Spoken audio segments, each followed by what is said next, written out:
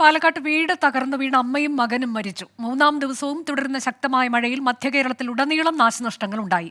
ഇടുക്കിയിൽ വിവിധയിടങ്ങളിൽ മണ്ണിടിഞ്ഞു. എറണാകുളത്ത് വീടുകളിൽ വെള്ളം കയറി.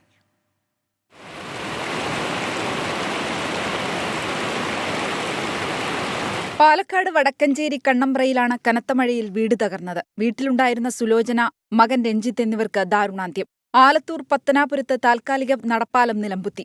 മൂന്നാറിൽ നിരവധിയിടങ്ങളിൽ മണ്ണിടിഞ്ഞു. മാട്ടുപ്പെട്ടി റോഡിലും ഗ്യാപ്പ് റോഡിലും ഗതാഗതം ഭാഗികമായി തടസ്സപ്പെട്ടു. കാഞ്ഞിരവേലി വെട്ടിപ്ലായിൽ അനീഷിന്റെ വീട് ശക്തമായ മഴയിൽ തകർന്നു.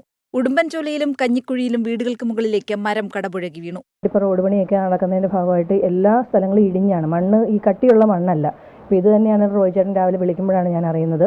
വേറെ മുറിയിലിട്ട്, കാരണം കൊച്ചു ഇവിടെ കിടക്കുന്നതാണ്. ഇന്നലെ എങ്ങാണ്ട് മാറി കിടക്കാൻ പറഞ്ഞു. അപ്പോൾ ഭാഗ്യമെന്ന് തന്നെ പറയാം. എറണാകുളം കാലടി കുറ്റിലക്കരയിൽ വീടുകളിൽ വെള്ളം കയറി. പെരിയാർ കരകവിഞ്ഞതോടെ ആലുവ ശിവക്ഷേത്രം പൂർണ്ണമായും മുങ്ങി. മുന്നറിയിപ്പുകൾ പാലിക്കാതെ ആലുവ മണപ്പുറത്ത് വെള്ളത്തിലിറങ്ങാനും സെൽഫി എടുക്കാനും നിരവധി പേരാണെത്തിയത്.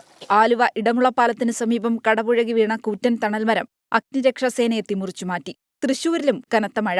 ചാലക്കുടി പുഴയിൽ ജലനിരപ്പ് ഉയർന്നു. അതിരപ്പള്ളി പെരിങ്ങൽകുത്ത് ഡാമിന്റെ 5 ഷട്ടറുകൾ തുറന്നു. 24 കൊച്ചി.